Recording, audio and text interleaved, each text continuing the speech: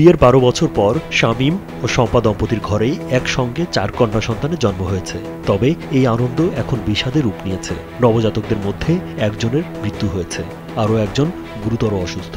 4টা বাচ্চা দিয়েছে, আল্লাহ দিয়েছে, আমরা সবাই খুশি। গেল শনিবার যশোর সদর উপজেলার চূড়ামনকাঠি ইউনিয়নের উত্তরপাড়ার বাসিন্দা শম্পা বেগমের প্রসব বেদনা ওঠে। তখন তাকে শহরের একটি বেসরকারি হাসপাতালে ভর্তি করা হয়। পরে বিকেল 5টার দিকে সিজারিয়ান অপারেশনের মাধ্যমে তিনি 4টি কন্যা সন্তানের জন্ম দেন। 4টে মেয়ে হয়েছে, একটা মেয়ে মারা গেছে। 3rd নাম্বার যেটা আছে সেটা এখন অক্সিজেনে দেওয়া রয়েছে। তা আমরা সবার কাছে দোয়া চাচ্ছি যাতে আমার 3 নম্বর যে বাচ্চাটা সেজন্য সুস্থ থাকে। পরিবারের সদস্যরা জানান, 4 নবজাতকের মধ্যে একজন জন্মের পরপরই মারা যায়। তার ওজন ছিল 1 কেজি 800 গ্রাম, আর 1 কেজি 900 গ্রাম ওজনের আরেক শিশু অসুস্থ।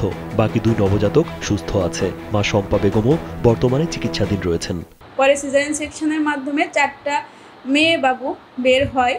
একটা হয় 1 কেজি 400, একটা 1 কেজি 500, একটা 700 গ্রাম, একটা 800 গ্রাম। একটা বাচ্চা অনেক খারাপ ছিল, যেটা 700 গ্রাম হয়েছিল, সেটা কিছু সময়ের মধ্যেই মারা যায়। বাদবাকি 3টা বাচ্চা আমাদের এখানে এনআইসিউতে অ্যাডমিট আছে।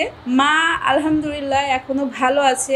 হাসপাতালের ম্যানেজার শাহিনা ইয়াসমিন জানান, মৃত শিশুটির পাশাপাশি অন্য যে শিশুটি অসুস্থ তার অবস্থা নিয়েও তারা সতর্ক আছেন। বাকি 2 নবজাতক ও মা সুস্থ আছেন।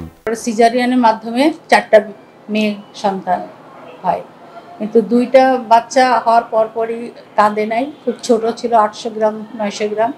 হওয়ার পরপরই একটা মারা যায়, আর একটাও খুব অসুস্থ অবস্থায় আমাদের হসপিটালে ভর্তি আছে।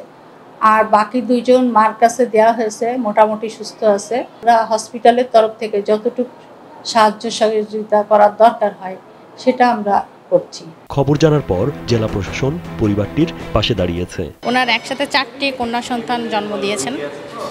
তো একটি বেবি অসুস্থ এবং আরেকটি বেবি অলরেডি মারা গিয়েছে। বাকি যে 2টা বাবু আছে তারা সুস্থ আছে। তো সম্মানিত জেলা প্রশাসক মহোদয় এটা যখন জানতে পারেন, স্যারের পক্ষ থেকে ওনাদেরকে কিছু আর্থিক সহযোগিতা করেছেন। আমি স্যারের পক্ষ থেকে সেই সহযোগিতাটা নিয়ে এসেছি। রাজীব বিশ্বাস, কালবেলা।